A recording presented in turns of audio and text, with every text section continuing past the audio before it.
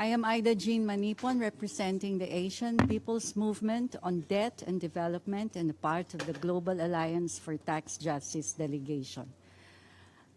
Taxing high net worth individuals fairly and effectively is an urgent and necessary measure to reduce inequalities, address the climate crisis, and deliver sustainable development.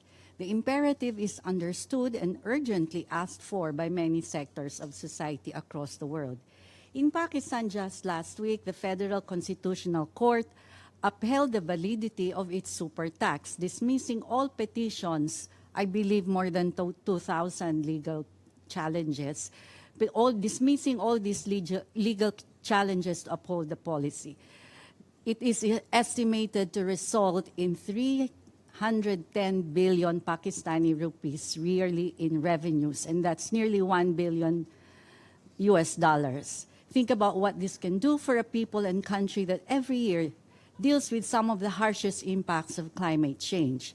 And in the face of austerity measures and other conditionalities that have come with external debt servicing. This is legal victory for the super tax, and it sends a clear message. Progressive taxation is a human rights necessity, and taxing high net worth individuals is part of the urgent measures necessary for the survival of people and the planet.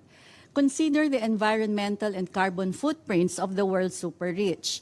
The richest 10% people are responsible for up to 67% of global environmental damage, while the bottom 50% contribute almost nothing to this crisis. By damage, we mean carbon emissions, biodiversity loss, and overuse of resources. We already know that environmental and climate crises are said to be the defining existential crisis of our times and are tightly linked to overconsumption, unsustainable production, and resource extraction, which in turn are also a result of unequal distribution of wealth and income. Consumption-based environmental and carbon footprints are distributed unevenly across the world, rooted in inequalities between countries as well as within countries.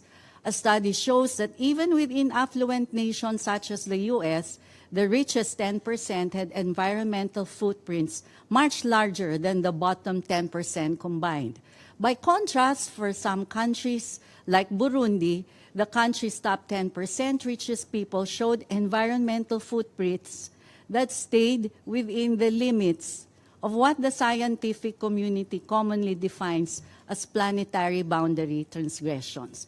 Therefore, at least 3 points that we emphasize need to be considered in the UN Tax Convention. Firstly, progressive tax reforms at the national level are essential, but unfortunately not enough to solve the global and international problem of untaxed wealth and aggressive tax avoidance by the super rich.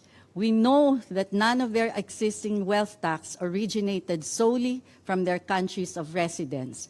Thus, the taxing rights to such wealth must include an international component. The UN Tax Convention thus needs to include strong, clear, explicit commitments to promoting progressivity in tax systems and operational mechanisms to ensure the effective taxation of high net worth individuals. Secondly, the massive accumulation and concentration of wealth in the hands of the super rich and the high concentration of the world's super rich in only a few select countries is no accident. The flaws and imbalances in the international tax architecture is implicated in this phenomenon. And yet the social and environmental impacts of economic activities that enabled wealth accumulation and the impacts of their carbon and ecological footprints are most intensely felt by people and countries of the global South. Thus, we underscore the need to address the fair allocation of taxing rights between states with respect to the wealth and income of high net worth individuals. We acknowledge that the accumulation of such wealth reflects historical injustices and international economic activity whose impacts are disproportionately borne by peoples and countries of the global South.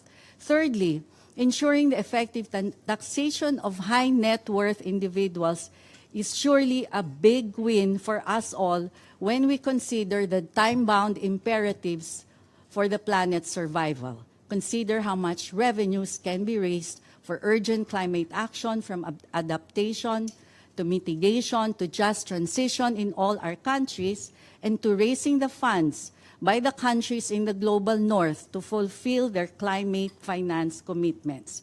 Finally, we urge you once again to consider the proposals advanced by the civil society organizations and trade unions in our joint submission to you, and to raise high your collective ambitions in ensuring that the future UN Tax Convention fulfill its mandate according to its terms of reference.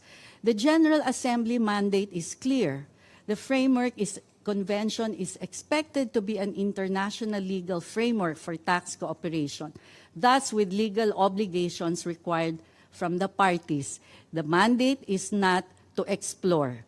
Before any protocols are developed, we need a strong, robust foundation in the convention text, which is the document that contains universal principles, commitments, and obligations.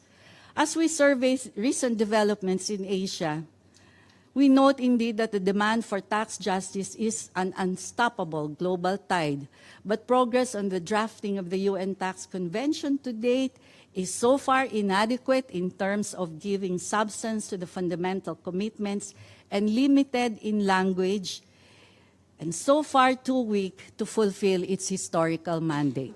Thank you for this opportunity to speak.